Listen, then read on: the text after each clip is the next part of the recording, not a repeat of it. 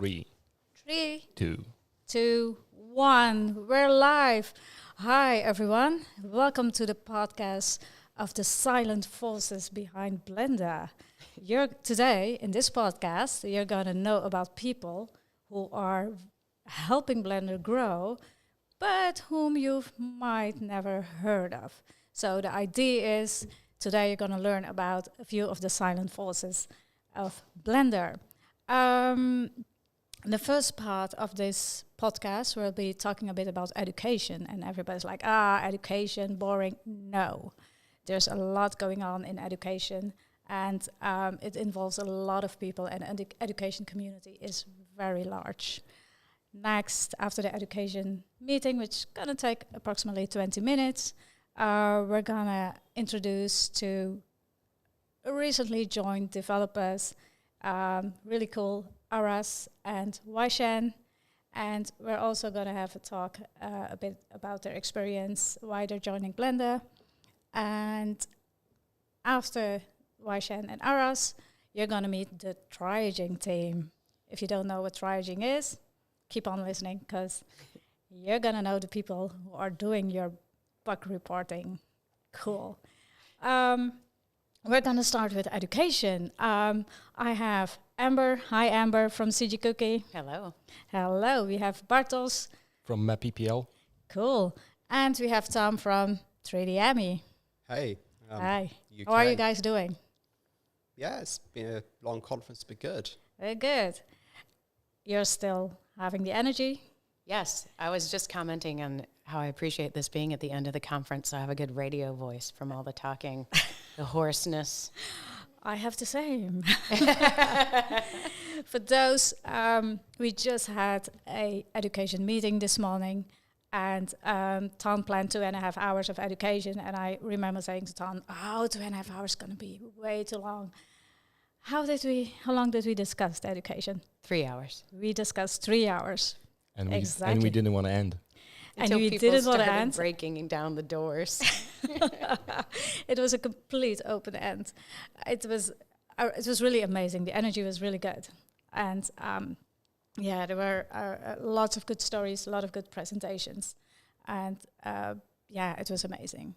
The idea is, in these 20 minutes, we're gonna do a small wrap up. What did we discuss? What are your feelings? And what were the topics that we didn't end up answering? Because there were a lot of issues brought up, and we couldn't answer them. And the idea is we're going to talk a bit about them. First of all, 3D Ami. You ran a 3D Ami this year. We did. It was online for the third time. And actually, it's our 10-year anniversary this year. We've been running since 2012. I'm still surprised we lasted this long, and I hope we last longer. But we're still going. Cool. What were some of the challenges you were facing this year? Every challenge comes down to communication. It's all about keeping all the students. So for people who don't know, we bring in teams of 9 students pre-university, and they make films in 7 days traditionally.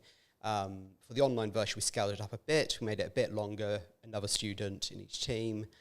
But they're making films, and films, they're about communication throughout. Communication between the people, communication with your audience, just this continuous communication. And getting kids who've never really worked in a team before to communicate well is hard. Doing online is really hard, and it was a challenge to get it all working.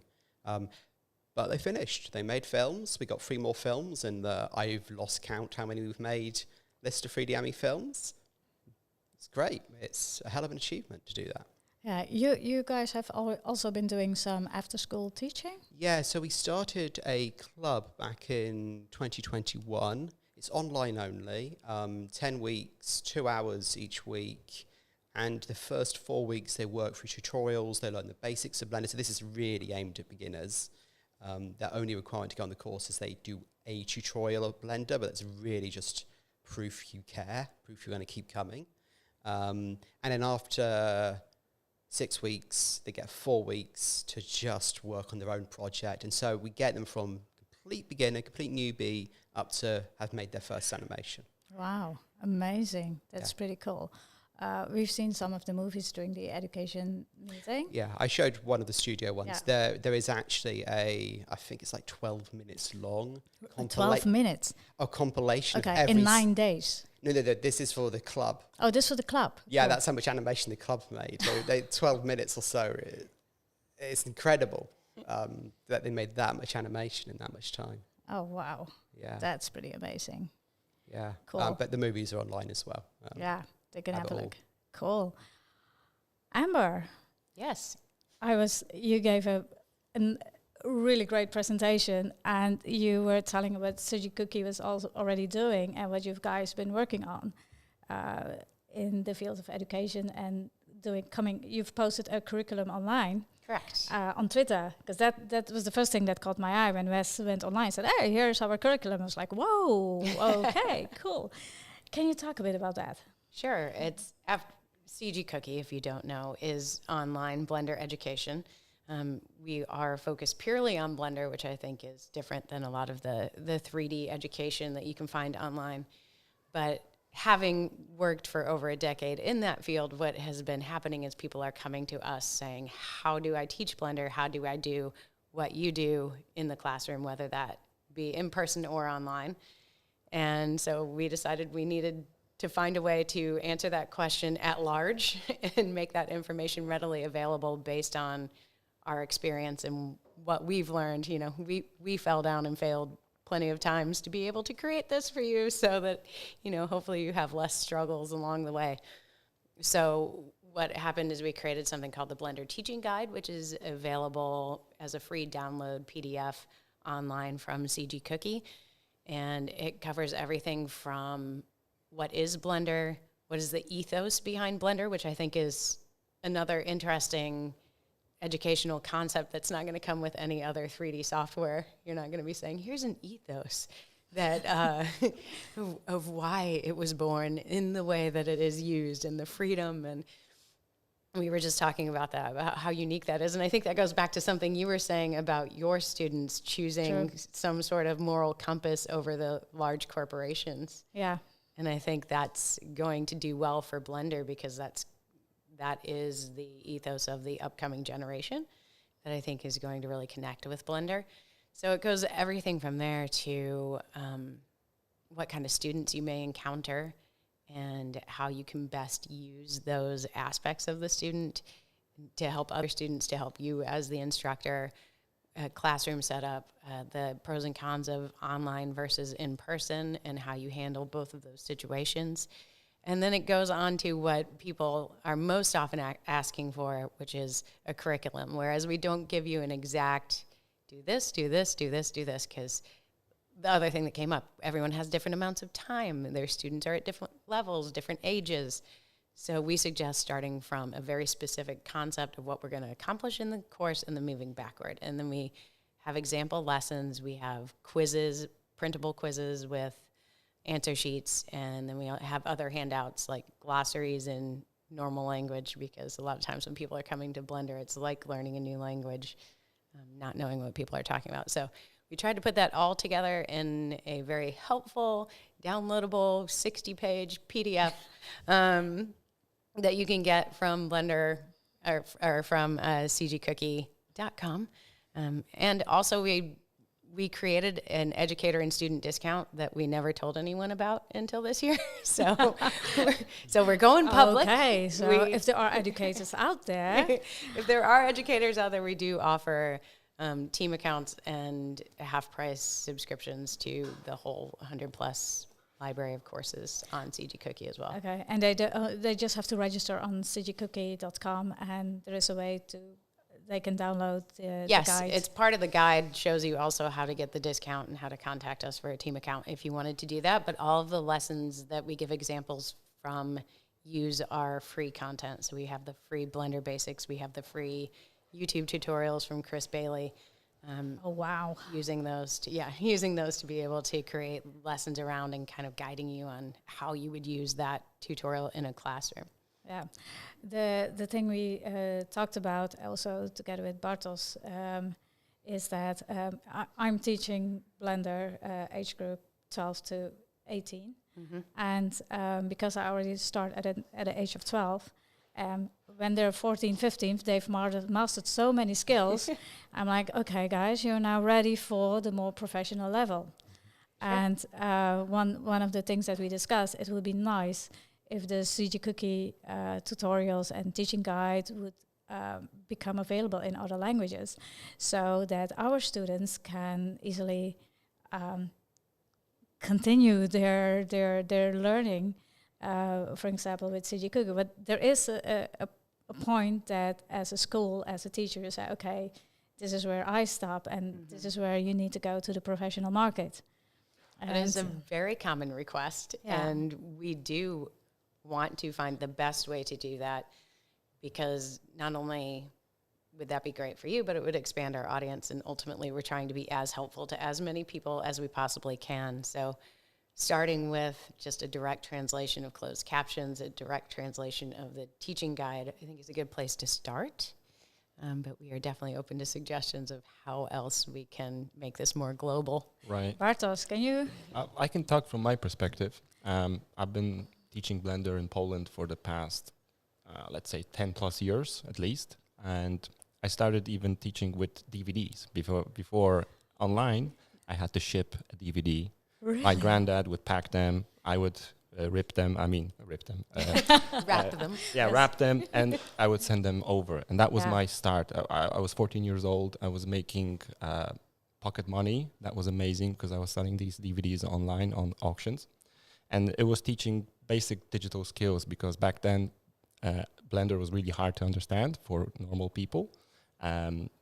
Crazy people used Blender back then, and I was fortunate enough to meet a person who used Blender back in those days, and his name is Mateusz, and I'm mentioning him because he's one of the first people that brought me into this world, and I like to recognize these people. And he showed me, this is Blender in 2. I think it was 7 something version. I didn't understand it, but he started recording videos of it, and that sparked my mind. Like, this is it. Like, if people can watch and follow along, this is the answer to most of the problems that I had, that I could not understand how to use the software. Now, a few years passed, 283 came out, and a lot has changed since then, right? And from that perspective, teaching in the Polish market, I've always encountered that people like to learn in their native language. Even though they understand English is perfect. It's fine if the interface or the recording is always in English, because that's the standard. All the names, UV wraps, whatever, rigging, that all comes, rigging in Polish. We borrow the same words. But the words in between that come, you should click here, think about this. That's where the native language comes into place, right? So people can more, think about this in their native. Like, you reduce the load of capacity when somebody doesn't have to translate from English to his native language, then do it with his hands, and then come back with something else. So, CG Cookie has been a great inspiration, by the way. I've always been inspired by services like this, because you laser focused on Blender, which isn't, most education companies do 3ds Max or whatever, right. Everything, while you focused on this. And this was like, wow, these guys are really onto something. And we learned a lot from watching these videos or from Pablo doing his podcast with the daily, builds. And from that, I would congest all this information from English and bring it into Polish and talk about it in Polish, and then come back into English. And I've always struggled with that translation, that I didn't have like a ground truth that I could say, okay, this is advanced, this is the basics. We mentioned something that we really liked at the discussion on the education side, that you can divide Blender into kind of 3, and maybe not Blender, but what people want to achieve with Blender, into kind of 3 pillars. And the first one is, let's say we'll start with video as a pillar. The second one is interactive. And the third one is physical, right? And going from there, people can either think about, oh, I would like to achieve something physical, or I want a video, or I want something interactive. And all of these 3 pillars stand on the foundation or hold up a whole building called Blender, right? Because they can all interchange. People can from one department help immensely people from a second department. And from my perspective as a teacher, I've had students that would, I taught them basics of Blender, and in 2 weeks they would excel so much, or just be much more faster. They would learn more than I could ever teach them, right? And from my perspective, it was a really powerful connection where I would get two students together when one student was very much organized and very meticulous about naming convention, while the other student was a super creative, open-minded guy. And you get these two guys together, they will fight, they will struggle, but the outcome will be like super. Because one student learns from the second student like how to do naming conventions, while the other has, wow, this is creative output. And once you combine these two powers, projects just flourish. So that's my... No, that's great. You brought up a topic that, we ended the discussion of the education meeting, and we didn't have an answer for it, and that was the quality of teaching. And that was brought up. We all are Blender teachers, and but how do we make sure that we are teaching the same quality? Mm-hmm. And that was we didn't have an answer for that. We had some kind of badges, systems. There were some ideas, right? Yeah, and you brought up the idea of 3 pillars, which was also one idea of how do we cope about this? Because if you are teaching Blender for someone who's going to enter the game industry, you probably do it differently than someone who's teaching Blender at an art school. Right. And those were the talks we had today, where you could see the variety, where someone is teaching art school and creating this cool, this interactive thing in a museum kind of setting, which needs different skills than someone who would be creating an animation movie. Right. So what are your ideas on that? Because we had a long discussion. We did. we couldn't get to an answer. We did. The badges and the XP, that's more of a gamification to denote progress. Yeah.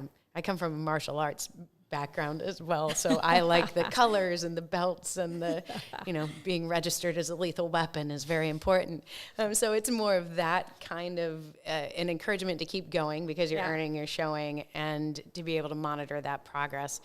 In the educator guide, we do have a rubric. So I'm looking at it right now. I have it here just as an example to the camera. No, you'll have to download the guide, then you can see it. But it's taking different aspects of what they're learning in that lesson, and then it is saying, where are they on a spectrum of learning that aspect of what you are teaching? And so in the rubric, our suggestion is they're beginning, they're developing, they're accomplished, or they're exemplary. And then you just fill in this kind of grid of the rubric and give them an overall view of where they're at with that process. With their learning process. Yeah. How have you been doing that in 3D.me and also in the UK? Because I know there's a lot going on in the UK. Yeah, so 3D.me, because of what we do, we don't really need to judge students. We make films of them and that's the end of it. And that's beautiful in a way. It takes the pressure off in some respects. Also adds the pressure because the parents are going to see the films. But we do nonetheless have to judge the students when they're coming in.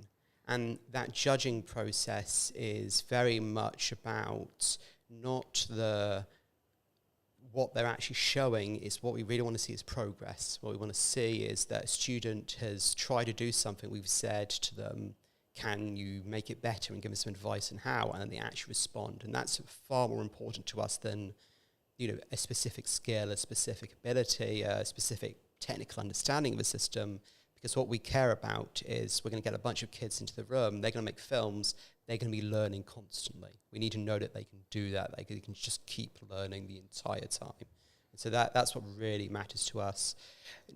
Saying all that, there is a team balancing process I do where I go for all the kids and I balance the teams. And it's very much, I look at the kids and go, okay, who are the we're running 3 teams, who are the 3 best riggers? each team gets one rigger. It's that kind of approach.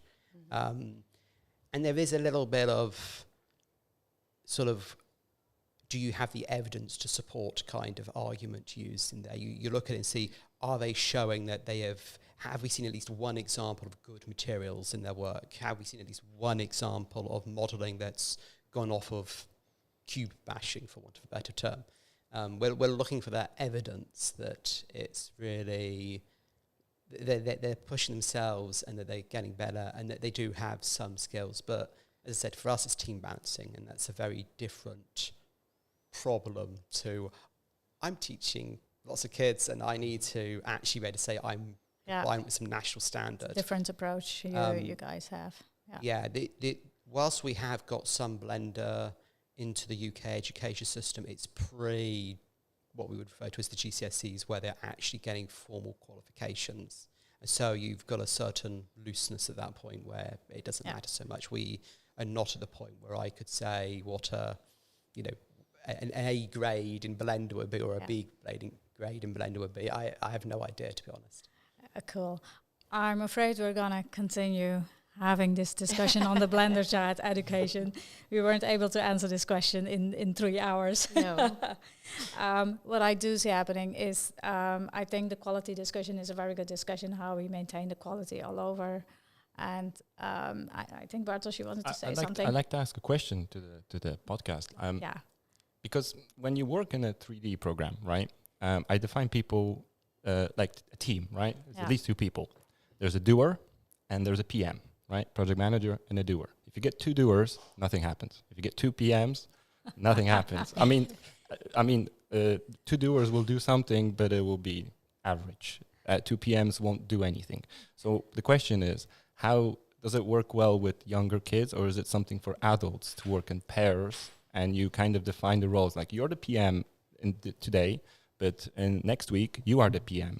Does that how could that dynamic work? So at 3D AMI we actually do assign producers and directors for each team, and what we do is on the first couple days we observe the kids, we observe how they're interacting, and you pull out this person is up for it, and then we offer them the job, and sometimes they take it, sometimes they don't, and if they don't, we go to the next person and so on. So yeah, we do that. We also have people who've graduated from 3D AMI, and we put them in under the role of executive producer, and their job is effectively to take, if the director or producer are unsure on how to do the job, they're there, they have the experience to help. And then as a next layer back, you've got people like me and Pete, who are, we know how to solve the problems when they come up. We also do pair working, so if one kid knows how to do something and another kid doesn't, we'll pair them up and get them to help each other. It's really effective technique. Mm-hmm. Cool.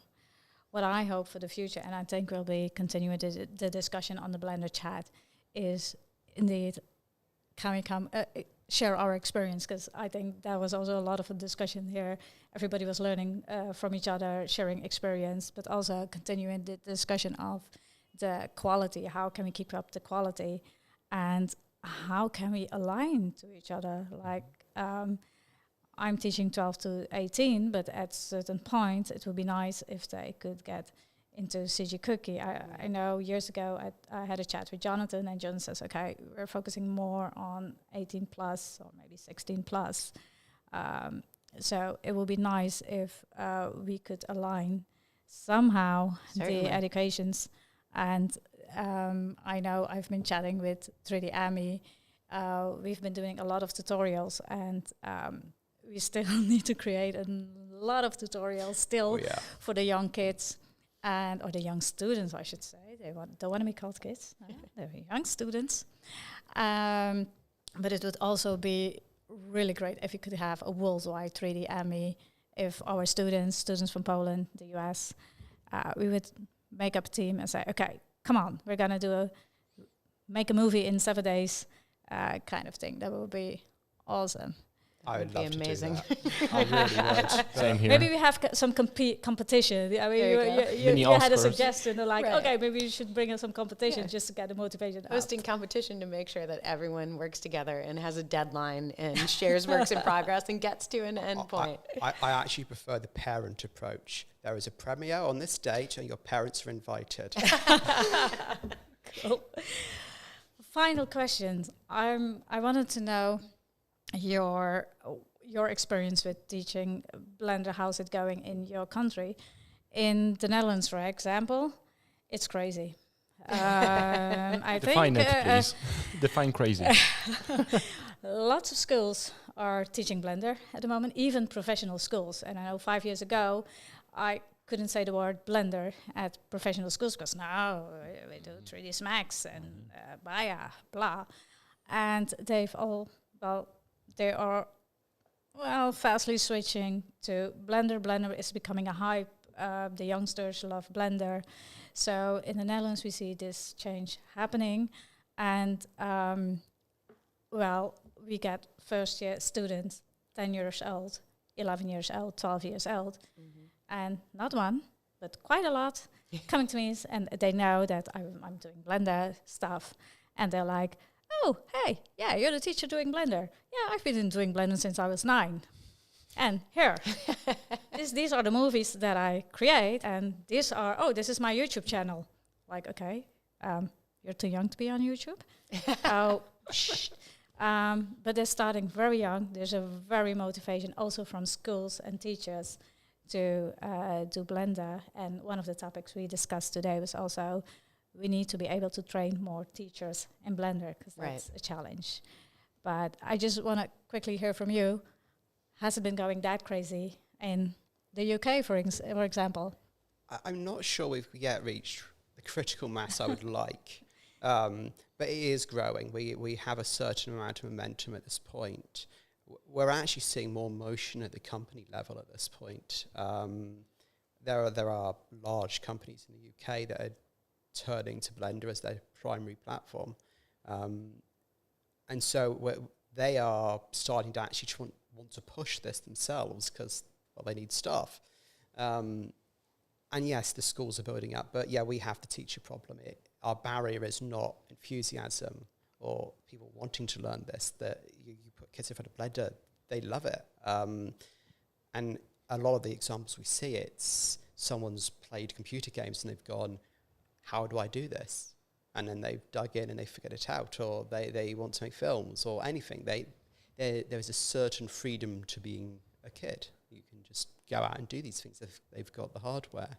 And our barrier is still giving the teachers the support they need, because it's hard to find time as a teacher to learn new things. And it's just, how do we give that support? I don't have a good answer yet to that.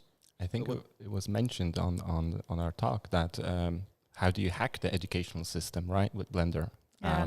Teach English with Blender, right? Teach history with Blender. Yeah. And that's probably maybe an idea that could be open up not only for the 3D artsy people, because that's what mostly people attract or know Blender, but people who never heard of Blender and started learning English as a language while being excited by media or 3D graphics, and learning at the same time. And that's how we can kind of penetrate new markets with education, with Blender, while teaching a completely different subject, while Blender is just in the background. So maybe that's just an open idea to do. You can finally convince students that they will use math in real life because geometry nodes. Exactly. Math is good for taxes and much better for geometry nodes. Exactly. Yeah. Don't threaten to comment taxes. on that. An artist came to me yesterday and said, "Okay, I was bad at math, but now I'm learning geometry nodes, and I'm getting back at my math. And to be honest, I like it now." Yeah. So I've implemented this formula. It's like, okay. Visual feedback. Yeah, it can be really good to combine something visual with something like math or history or English. But coming back, Bartosz, how is it going in Poland? Poland. Yeah, Poland is an interesting case. Most people in Poland are self-taught. They learn from English tutorials and turn on the subtitles, and click through it. And they're super, really, really good hackers because they just figure out stuff. And mainly it's because, going back to the teachers thing, teachers in Poland are underpaid, as probably most countries in the world. Education is underpaid. But in Poland, it's it's obvious, right? And to expect a teacher to learn Blender to teach something else, it's really hard, right? Because they don't have time to make meetings for their everyday life, while you throw them another topic and, why won't you learn this? This can change your career. They will probably say, well, my mind is already occupied with the basic stuff. So it's a lot of combining funding, Blender Foundation, approval, and great educational institutions, commercial like CG Cookie or organizations like 3DME or mine that teach these things online. So we can get on a common Blackboard, right? And jump spring from that, and and have the support of the foundation or maybe European Union or Erasmus, and start building up from there, right? Just a bit for the teachers, we talked about the Erasmus program. Yes, it was mentioned. It was mentioned because somebody is doing the Erasmus program. It's a program in Europe that's basically funding a lot of schools and a lot of things. And we did talk about that. Amber, how's it going in the US? The US has been very excited this year about Blender, because I don't know if anyone saw Tan's tweet where he finally had enough people poke him that he filled out the piles of paperwork. And this year, Blender was whitelisted as one of the softwares that was allowed to be downloaded by students in schools. So that was very exciting for the world of Blender in the US in education. And so then we had all these teachers that are really jazzed to be finally teaching Blender at their school. And actually, COVID was pretty great because now they all have laptops, whereas it wasn't a norm necessarily in U.S. schools for all students to have their own device. And so then they come to us going, okay, this is great. I'm going to teach them Blender. How do I get it to work on this Chromebook? Oh, no. And we say, not. But so we've been looking into ways to solve that issue by possibly streaming Blender through CG Cookie. The trick is then it's also quite expensive to do that, and the educators don't have the funding to be able to handle the internet, that. the fast internet. That's the first thing. This might also something to talk about, because I might not say it out loud, but I know we've been poked by Epic a few times, saying you can get some funding for what you're doing. So I'm not going to say it out loud, but we talked also about it today, that the idea of streaming would, for certain countries, mean a lot, because they don't have the money to buy a laptop. Right. And so it's a great initiative. It would be great. But I'm hearing US is going sky high. It is. Yeah, so if you think you would use that service, let us know, because we're currently investigating it, but our biggest question is how many people would use it, because that's going to affect, obviously, the cost and everything else, and the value of it. Sure. If it's going to be valuable to a lot of people, then we'll make it happen one way or another. Yeah, I think Bartosz already acknowledged that for Poland it would. Super fast internet everywhere is hyper 5G. You can work from literally your tablet, and it will stream perfectly Blender, low latency. So, I mean, it's there. The devices are kind of hard to get, but the internet is there, and we're kind of missing the one-click solution of jump in, have audio. Here's a teacher. Here's a guide. Here are the tutorials, and here's the foundation that we're building upon. And you can go either this way, that way, or learn something new, right? Yeah, amazing. Thank you very much, all of you. Thank you. Thank you for hosting. We're going to continue this discussion after the podcast and on the Blender chat. Definitely. I'm really honored to have you on my podcast, and it was a really great discussion this morning. And I hope we continue teaching and pushing Blender more in the industry and into the teaching. Thank you very much. Thank you for being here. Thank you. Thank you. Thank you. Thank you. On to the next one. On to the next. So I would like to invite my next speakers. Cool, Weizhen and Aras, please join.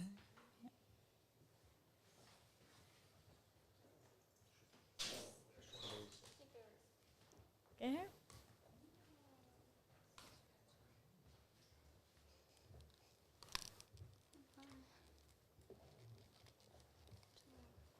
Yeah, can you hear yourself? Hello? Yes, I can hear myself. Wow. Hello, Weizhen. Hi. Hi. Hello. Hello. You should speak a bit closer to the microphone. Yeah? Okay. Yeah. Okay now? Yeah, it's Okay, perfect. Ooh. Welcome, Weizhen and Aras. I'm so glad to have you on my podcast because my idea was the Silent Forces, and both of you have recently joined Blender Development, and I felt you weren't that popular yet. So I think let's crack up your popularity within the Blender community. Well, Aras, you are kind of a celebrity in the Unity community. Oh no. I think so. Yeah. Well, I don't know. I would think you are. Well, welcome to the podcast. And I just wanted to have a bit of a talk with you guys. What are you doing? What are you planning to do? And why did you join Blender? So, starting a bit with Aras, you caught my attention when you had a USD scene from Moana, and you tried to load that into Blender, and Blender was extremely slow. Yeah. And you decided, okay, I'm gonna do something about it. Yeah. So the whole story happened somewhat before. I didn't initially start with the Moana scene. Mm-hmm. Initially, I started with a house model I got from an architect. Oh, really? Yeah. I had this house construction project. I got a house model, and then I thought, I know computer graphics, so I'm gonna do like a nice 3D visualization of it in cycles or whatever, right? And then importing that into Blender took longer than I thought it should be. And that was, I think, the model was in a OBJ format, and then I started profiling, and then I started to optimize that, and then, things got out of control, and suddenly the OBJ importer was like 10 times faster. But then I looked at the USD importer, and I found similar issues, so to speak. And the Moana scene was a nice sort of test case because, yeah, it's a giant scene. It takes 4 hours to import into Blender, and then it crashes somewhere else. In the end, after optimizations, it takes 3 minutes to import into Blender, and then it still crashes somewhere else. So, now it crashes faster. Yay. Cool. You've worked for Unity for a long time. Yep. A bit. Can you tell us a bit about your career and how you finally ended up loading a Moana scene in Blender? Yeah, I worked at Unity for 16 years. I started when the whole company was like 3 or 4 people, and when I left it was 7,000 or something like that. Wow. Yeah, so it has changed a lot. I don't know actually what else to say about that. It's a game engine. After Unity, was that the first time you got to do something in Blender, or did you use Blender before? I actually used Blender back in 2005 or 4, I think. That was probably Blender 2.3 or 2.2 or something. Oh dear. Yeah. I only used it for UV unwrapping because back then it was much, much better than Maya or 3ds Max had. So I used it on some of my demo scene productions. Yeah, and then, frankly, I didn't use it for like 15 years or something. Okay, were you surprised to see what happened in 15 years? Yeah, well, I mean, finally, right-click does what right-click does in every other software. I actually found, this is like, a parent horror story. I found my kid sculpting in secret with Blender. Really? The other day, yeah. But that was already when I started contributing to Blender, and my kid didn't know I'm contributing to Blender, and I didn't know they were sculpting, which is like, wow. Oh, but that is cool. Yeah. That is cool. That's pretty cool. Yep. Oh, so the parent maybe gets inspired by their kid. No, well, I don't know. A parent finds their kid sculpting in secret, in the dark, hiding.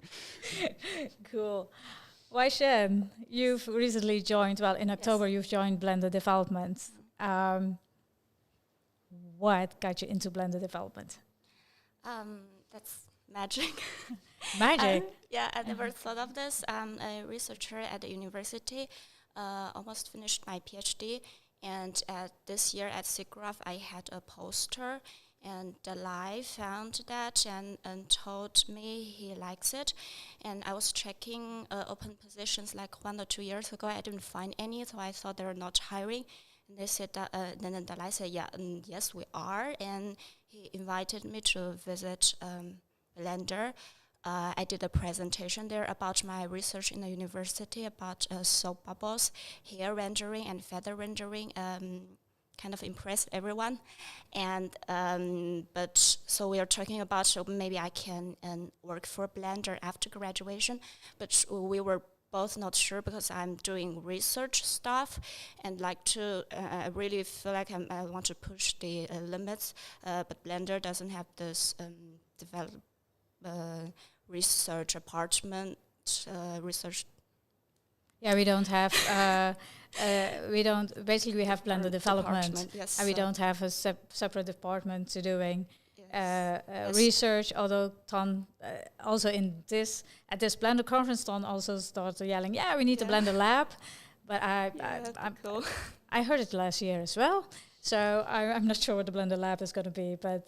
Yeah, you're correct. We only have Blender Development. That's true. Yes, so we were both not sure if I'm comfortable with just implementing other people's stuff. So maybe we can do a sort of internship or trial period and try out. So in September, I visited Blender headquarters in Amsterdam, and since October I'm already working here. I like it. It's very effective, everything, and it's been a good experience. And can you explain what you're gonna do with on the development team? You're gonna be working on cycles. Yes, I'm working on a cycles renderer. Currently, it's on many light sampling. It's a project that's been there for like a few years, and we really want it to be merged to master. I'm currently working on it and have good progress, I think. Good progress. I know we talked yesterday, and basically you said, I want cycles to be better. It needs to be the best renderer ever. Yes. I'm working in that direction, I hope. To make cycles better. Yes, make cycles great. Make cycles great. I think that's going to be wonderful. A lot of people will love that. You're going to be here for 3 months for the internship. Yes, until the end of the year for this time. Okay. What made you decide to come and work for Blender? To be honest, I don't know Blender for that long. I had a mechanical engineering background. I just visited a few computer graphics lessons. I find that interesting. So when I was doing a research assistant in the lab, we all have Blender installed on the computer rooms. So that's how I got to know Blender. I always find it cool that you have such an open society, because when you do research, yes, you publish your paper, but in the development process, it's not that open. Most of the time, you're just alone and figuring out yourself. Nobody knows how to do it. You're just doing everything alone, and in the end, some people would publish their code, but sometimes not, because they might be afraid that others would write follow-up papers and do, or they are afraid of their code qualities, and so they just don't publish code. So you find a lot of very nice research papers, but there's no code for that. I sort of don't like it, and I always publish my code. So I think it's really good that Blender is such an open community. I'm still getting used to it, because I was so used to just figuring out things myself. So here in Blender, I'm supposed to talk with the community and getting feedbacks, doing like a weekly report. I'm totally not used to this kind of things. I find it's the right way to do things.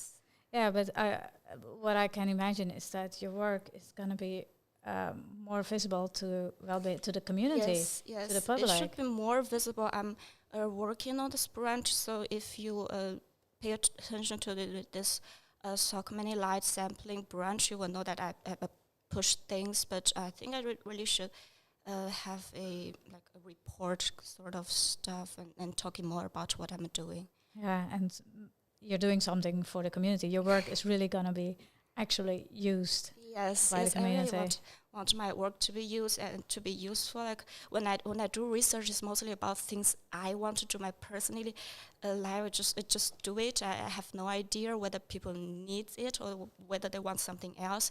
But if you communicate with the community and you get how they deal with things and what they want to improve, I think that would make more sense to me. Yeah. That's beautiful. That's really great. From my own experience, I'm working also on a crowd simulation add-on for Blender. So we get finally a very cool and better than all the rest crowd simulation. And one challenge I had was that, avoidance is a huge issue. So I think that's one of the reasons why you never see much interaction happening between a crowd. You see interaction between a crowd and the environment, but within a crowd, not. And one of the challenges is avoidance. And I was really happy that also at SIGGRAPH a paper was presented with their code. Because reading the paper, I knew the math, but when reading their code, I was like, oh, this is what you mean. Yeah. People, they left out a lot of details, or they think something is obvious, but the audience doesn't know. They do a lot of assumptions, and they prove the math, but the step from the math to, okay, I need to actually use it. And so that's why I do encourage researchers to publish the code, because it's, I think, very valuable for a community like Blender to do this. So. It's really great what you've been doing here at the conference. Back to Aras. We share a passion. We want to make Blender's performance better for working with a lot of objects. Do you have any plans? Do you have any patches that are awaiting? Oh, you mean like upcoming patches? Yeah. Not right now, actually. But yeah, like one thing I did notice that Blender, as it is today, or as it was half a year ago, had quite many issues with the amount of objects in the scene, get to like 10,000 or 100,000 or a million or whatever. And traditionally people have been sort of avoiding that issue by, in the past, abusing particle systems. Oh, yeah. I guess these days you could do a bunch of that with geometry nodes. And to be fair, in a lot of cases, you probably shouldn't have that many objects if you can avoid that. Because, I mean, there's a point of view to be had that you should only have as many objects as a user intends to interact with.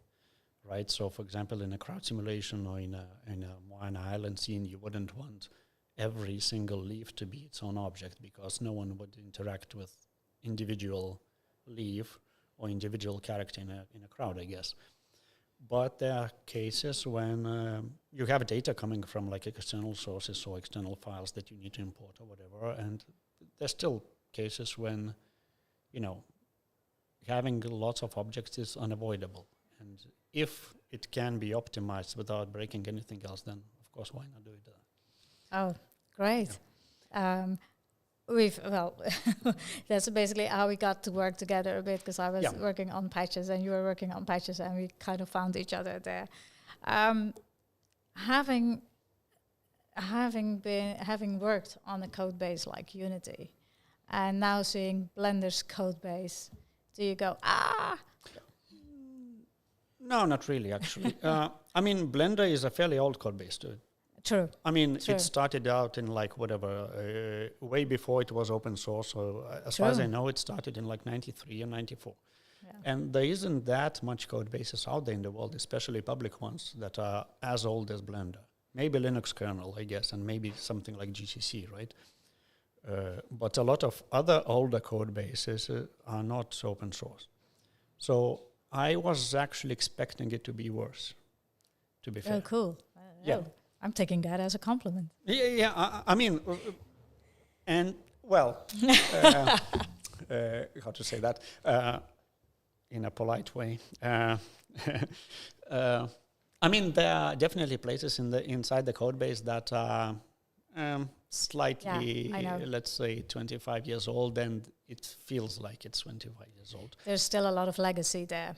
Yeah, and some of that is actually decent legacy that holds up pretty nicely. For example, not necessarily in the code itself, but I think the design of RNA and DNA data structures and the concept behind that holds up surprisingly well 25 years later. But for example, a bunch of C macros to iterate over linked lists or whatever, not really.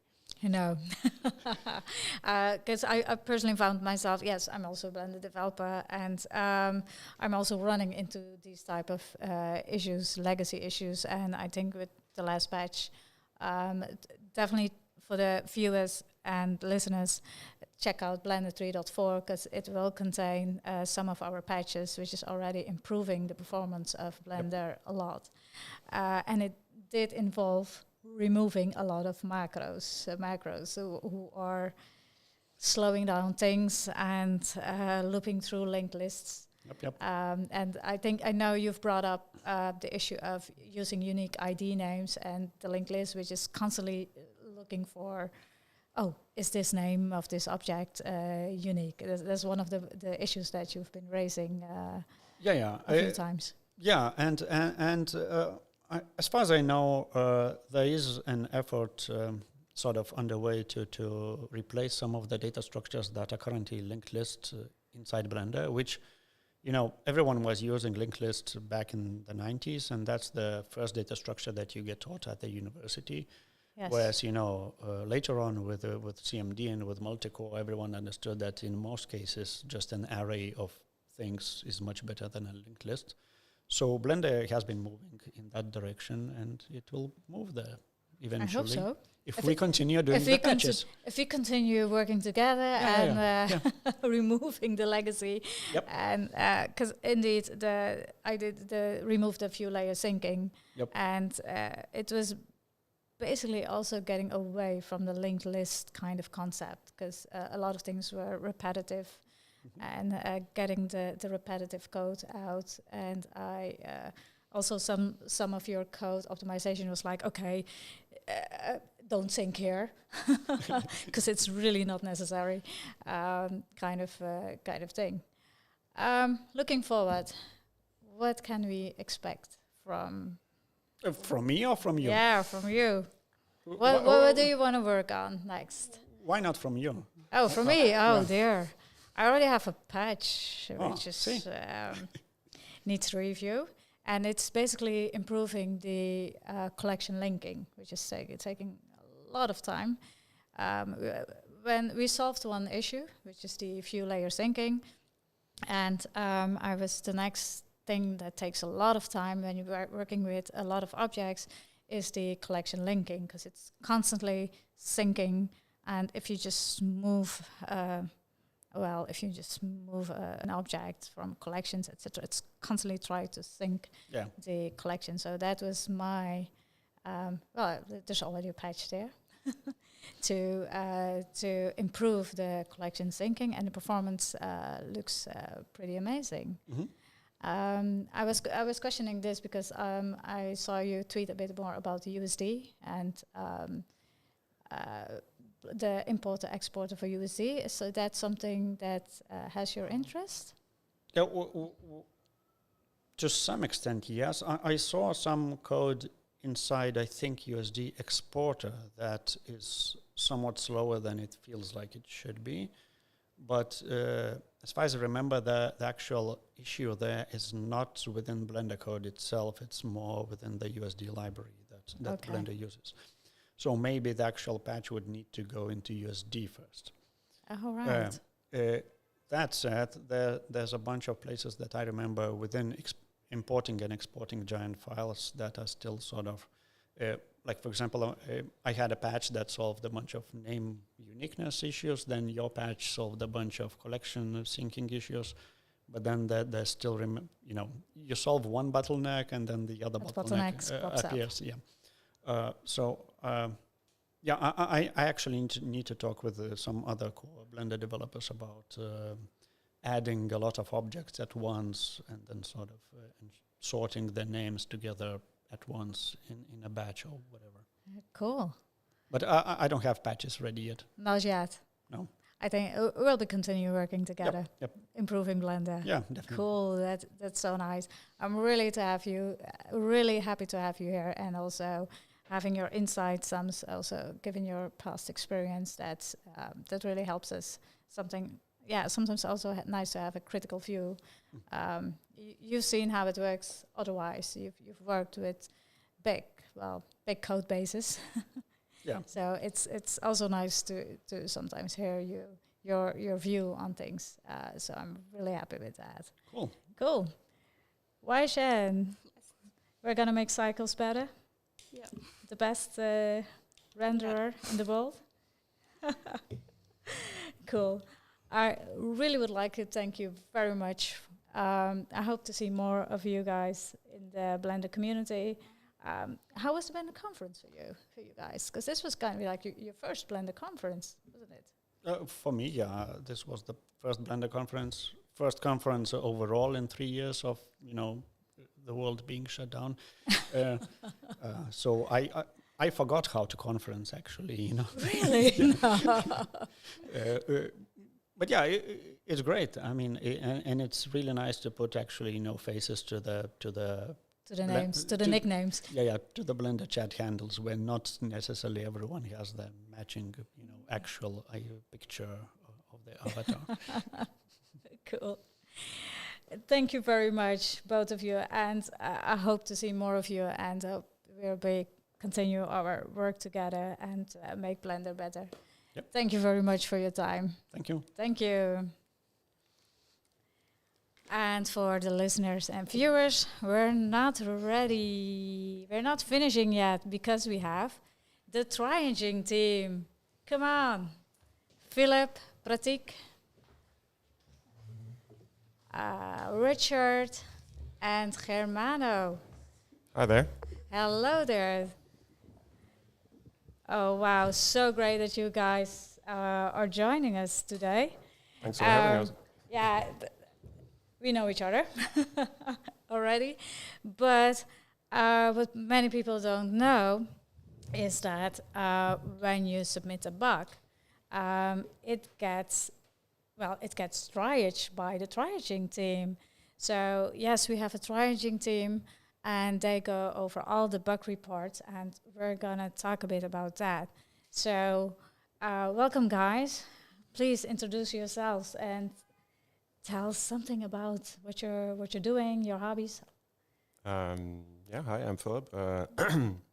I've joined Blender, I think, in 2019, and I was working in studios before, using mainly other software, but always using Blender on the sideline and checking things if I could do it in Blender as well.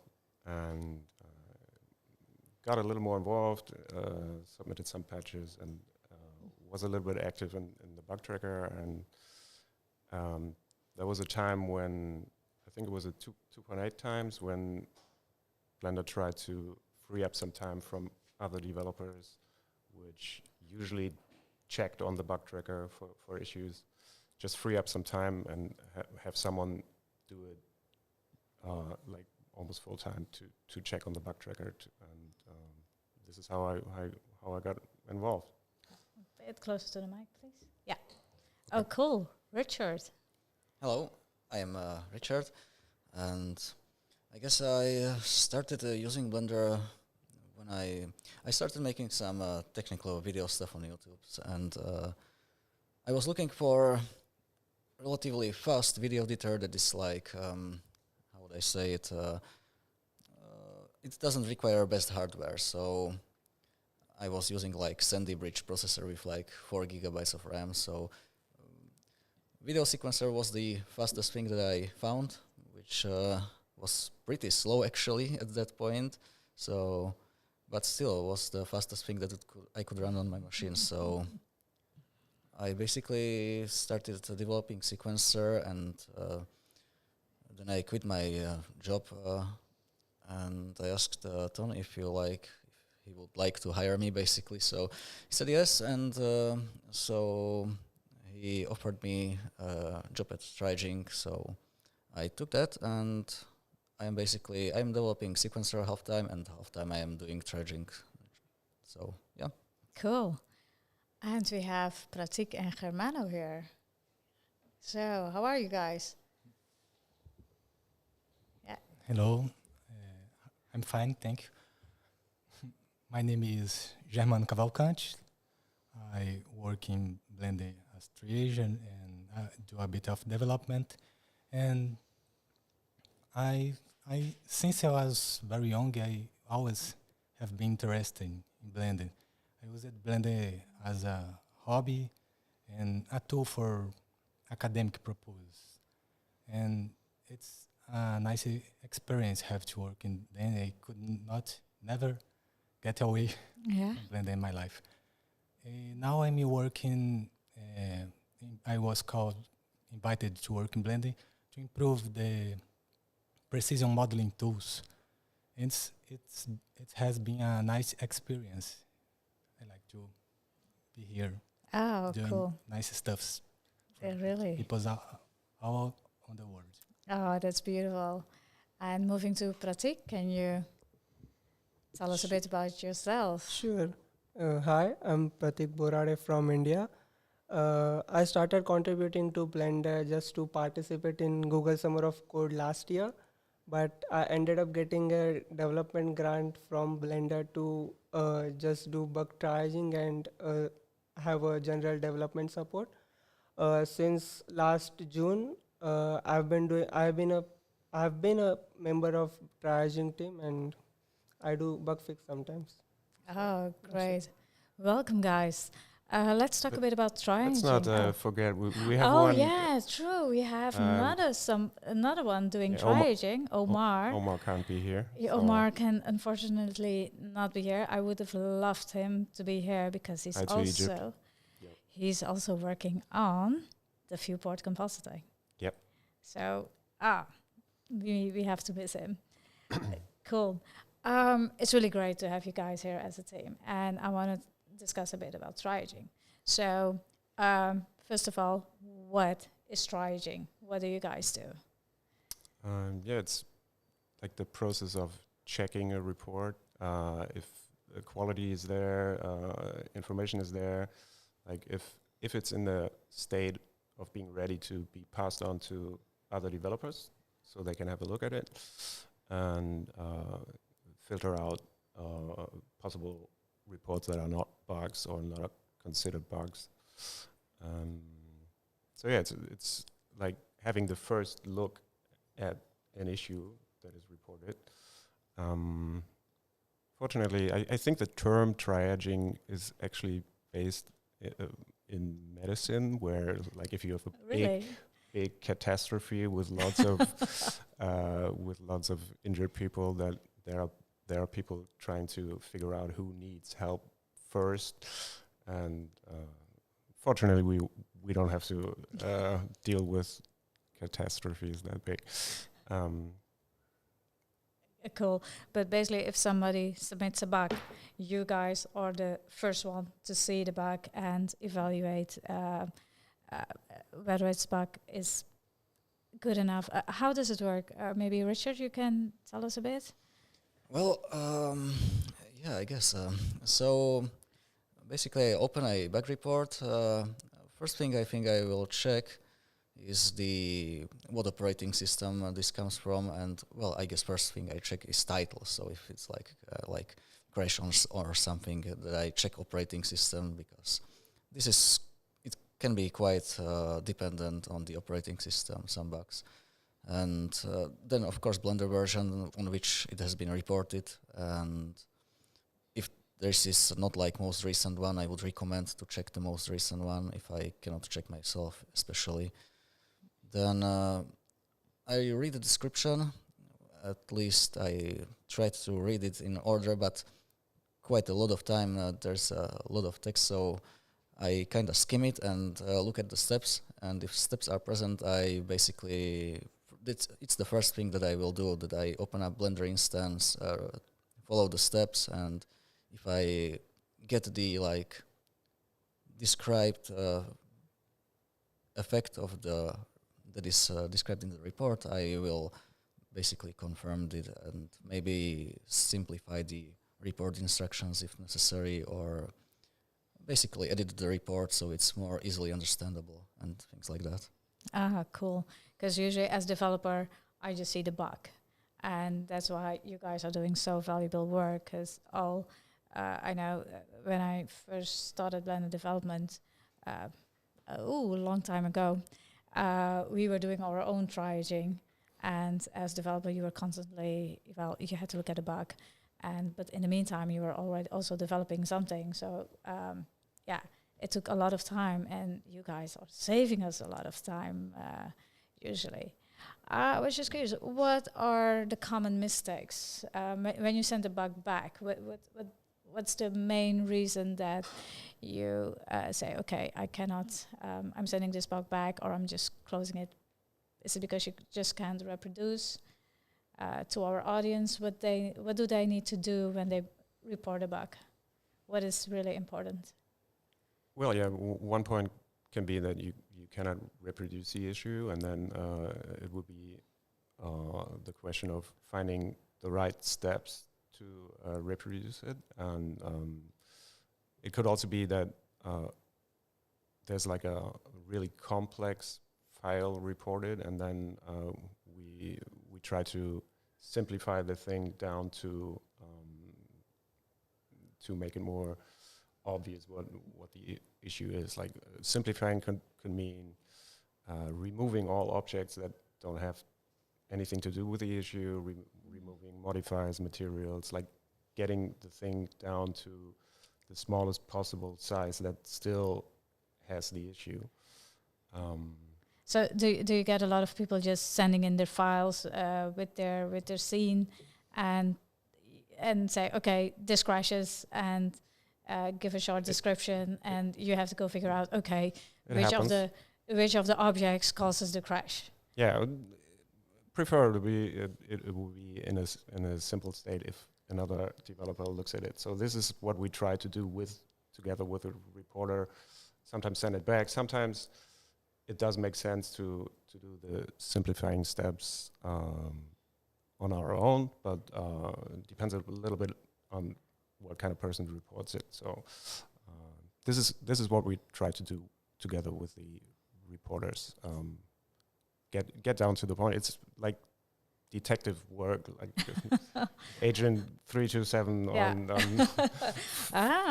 maybe we should call Triaging Agent 327s. Sometimes it feels like detective work. This is the fun part often, like of Triaging. Checking if it's only happening in a very specific situation, or could be the other way around, that something very specific is reported, but it turns out to be a really very general issue. So yeah, making sure we can squeeze out as much information as possible to for the next step, which would be the developers of modules to have a look at it. Oh, cool. And so basically you're saying that to the users listening, if you report a bug, trying to stick to the core, don't send the whole file with the thousands of objects, just remove everything that's unnecessary and make it as small as possible. Check the version, simplify as much as possible, stick to information that is relevant, and Yeah, checking the version actually is really helpful as well. Like checking, it goes both ways. Checking the future version if you're unstable, please check if master is having the same problem, because it might be that the bug is already fixed. But also checking back in history if this is a bug that's been around for ages, or if it's been introduced between versions and stuff. And the further down we can break where the thing was introduced, the more helpful it is. And you can get recent versions on blender.org, or even there's an archive of daily builds. So if you're really interested and want to help, then checking recent builds for when the issue was introduced is really helpful. Yeah. I was wondering, because we're getting a lot of bugs every day. Blender is growing. How do you manage all those bugs? Because I can imagine you're getting bugs who are basically identical or just duplicates but described differently. Maybe Pratik, can you elaborate a bit on that? So how you unduplicate all the bugs coming in? I mean, that's easy because we already have a look of most of the bug reports. So we already have an idea that this report has been somewhere in the tracker already. So we know what to search into the search field, and we can just find the duplicates. And regarding the load of the bug reports, so we all are from the different time zones. So we work accordingly, and there is no like what we say. We're like a 24-hour. Yeah, I mean, yeah. You get 24-hour service from us. Yeah, that's a good thing about an online team spread around the world. It's spread around the world. Yeah, that's true. Apart from all the bugs coming in and unduplicating them. Yesterday we had also a talk on the constant context switching, because you're getting bugs all over Blender. How do you deal or handle that? Germano, how do you deal with that? Well, with is a field I'm not too familiar with. We have always the help of the developers to asking questions about, and the other treasures has a channel for these questions, these topics. I think I think it's important for the users to be to think about. Is, as mentioned, we have a huge large flow of reporters, daily reporters, and so it's not seems a good idea to spend a lot of time trying to understand the report, and especially if it's the field you are not too familiar. Mm-hmm. I feel like some users they use the tracker as a way to vent the problems rather than describing how to reproduce a bug. And if the report does not have all the information or can't be replicated, so it can be in the desk of a developer, because this is not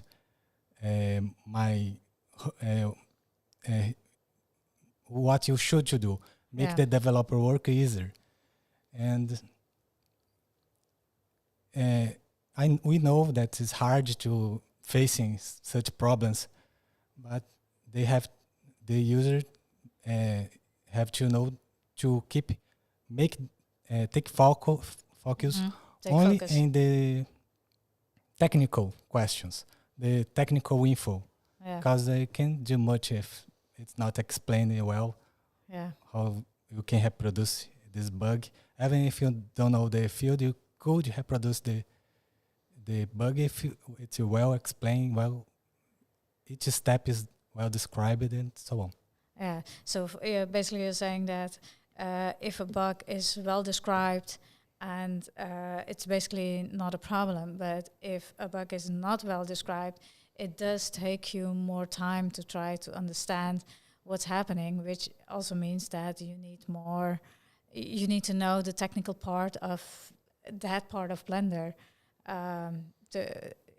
to understand it better. And if, as a triager, if you don't know, for example, how sculpting works technically, it's really hard to try to think along with the user about what he's trying to report for, or what he should mean. Richard, can you maybe elaborate a bit on that? Well, I'm not sure if I get the right take on this, but it is true that sometimes, let's say, I see that most informations are in the report, let's say, and I can even reproduce the issue he is having, so I will pass this to another developer, and he clearly says that this is or he says that this is clearly a limitation of the system, so we can get this also wrong, and which is why basically I try to check at least some details of the area that I'm working on or that I'm triaging a report for. But it is true that sometimes the areas are so complicated that I would rather pass let's say incomplete report to a developer than a complete. So yeah. Okay. And we also talked about using triaging to learn Blender's code base, so that you could also do development. Now, I know you guys are already doing a bit of development besides the triaging. Maybe Pratik and Germano, can you maybe tell us a bit, what are your experience in learning, using triaging as a way to learn the Blender code? Many times we find a bug report which from the area which we are not very familiar with, or from the code base which we are not very familiar. So let's say there is a bug report from the geometry nodes, and I have just confirmed it, and later sometimes Haines or Jax fix the bug report. So later we can see what changes they have made to fix the bug report. So that gives us an idea what exactly we have to, how we have to proceed to make a fix. So if similar bug report happens next time, then we can have an idea that how we should have to proceed to fix it. So that's Germano? Blender that introduced me to the software development world. I remember I was working in modeling for part of a city. It was a housing project, and in this project, it was an academic project, I facing a problem that needed a program solution. I needed to find a way to arrange thousands of street lights on the sidewalks of the squares. And if I did that manually, it would take too much time, it will be labors, and it will not be precise. No. So the first thing I try to do is look for an add-on to arrange objects on a curve, but they did not find any add-on in that time. That time did not exist geometry nodes as you have now. Mm-hmm. So the way was study, program, looking for a way to develop a small script to make this easy task. Arrange objects on a curve, defined with a distance specified. And I work on the script. It was small, slow, but the feeling was that working was very good. I could not get away from program after that. I continue improving that script, making add-ons on add-on that is very popular is the snapping utilities. Oh yeah.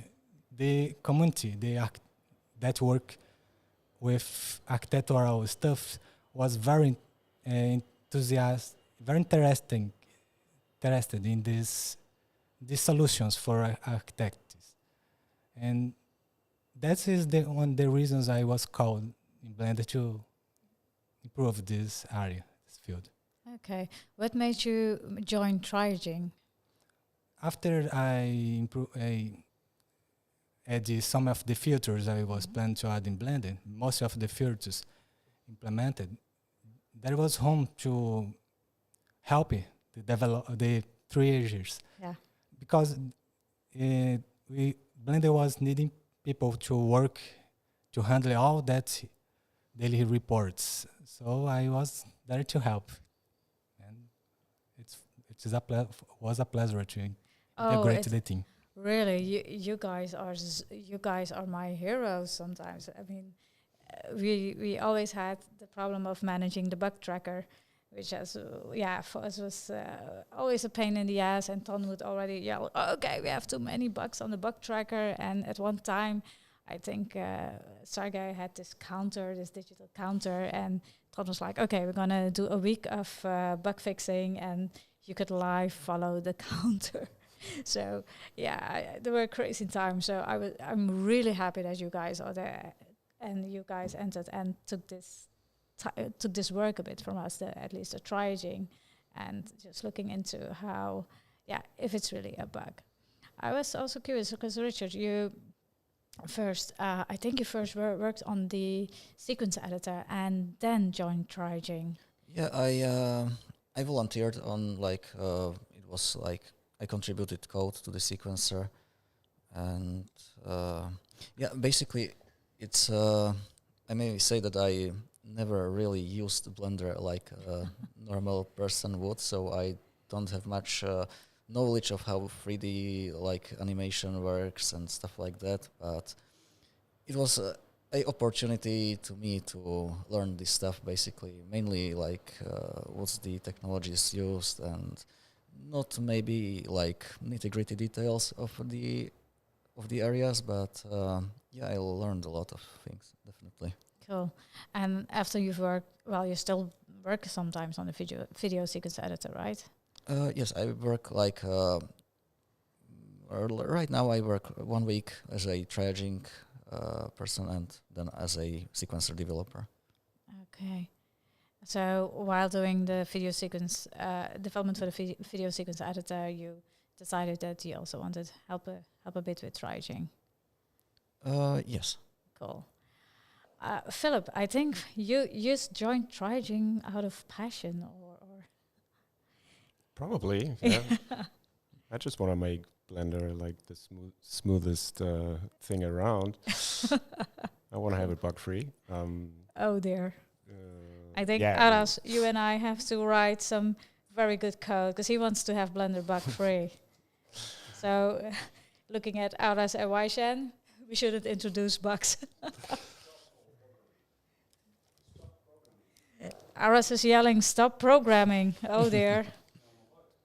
That's true. It's true. At the moment, Blender is ripped apart in many fundamental areas, so that comes along with many bugs.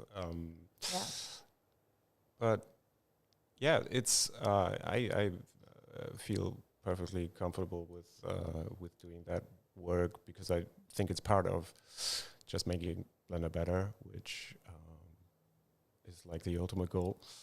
Yeah. Definitely.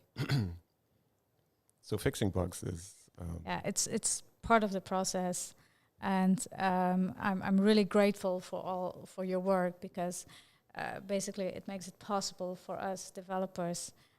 You're kind of developers as well. You guys develop, you fix things as well, but it does make it possible for the core developers to focus on the features and on the projects that they have to deliver.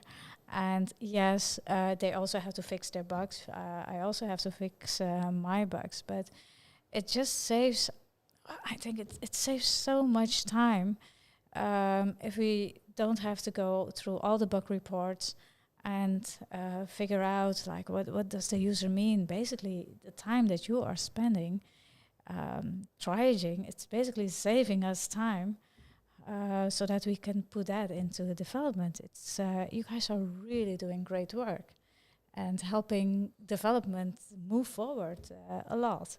The reporters as well, though. I mean, we should thank them as well. We should also thank the reporters. Yeah, they put a lot of time in it, and so thanks for every report out there that really helps. Again, making Blender better. Yeah, so basically a call out to all of our users: keep on testing, and if you run into something, report the bug. I was wondering, do we have somewhere a movie or a video explaining how users should report a bug? Yeah, there's a little bit of documentation on, like, if you go to the bug reporting portal, developer.blender.org, there's a link to the wiki, or you could go to the wiki directly, but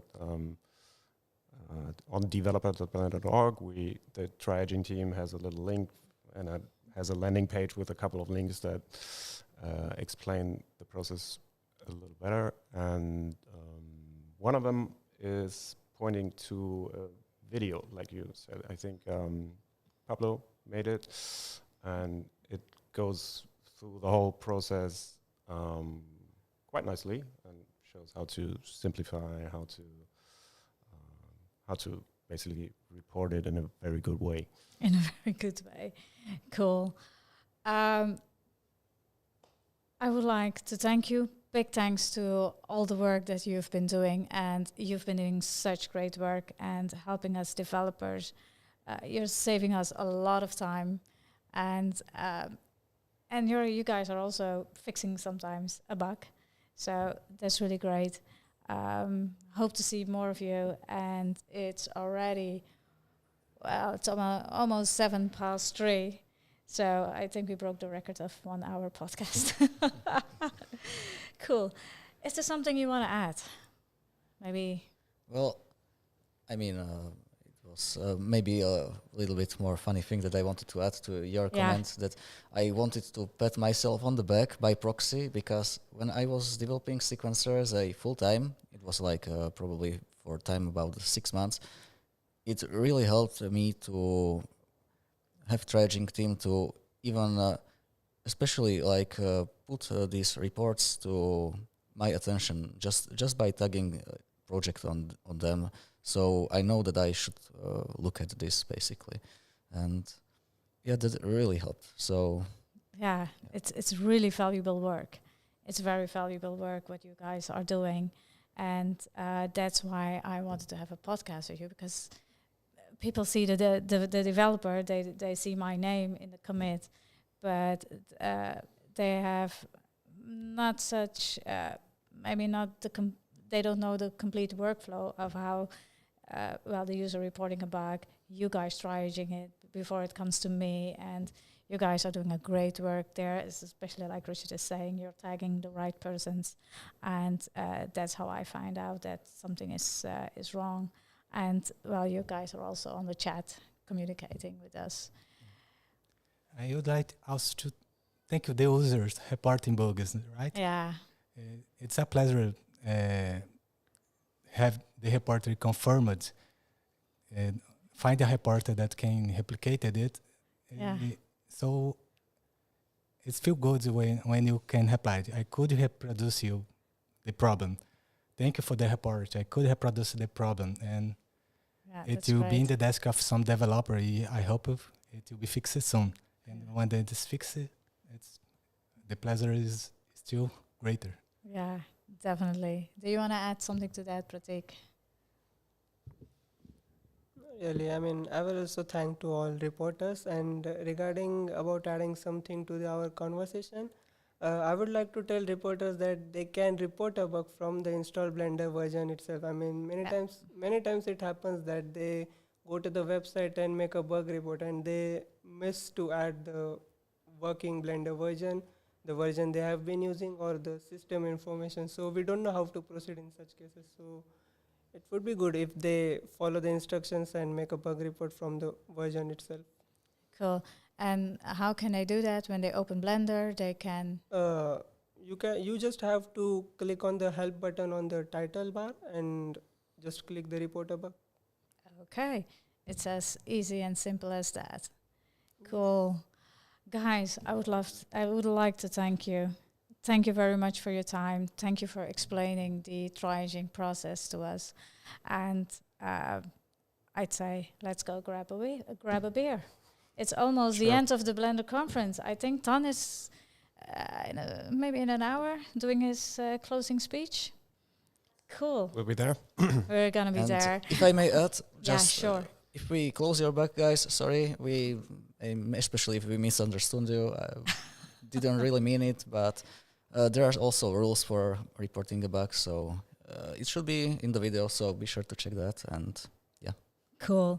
Thank you very much, and also to our viewers, our listeners, thank you very much for your time, and we're gonna continue the Blender party here at the conference, and yeah, see you all downstairs. Thank you. Thank you. Thank you. Thank you. Bye. Bye.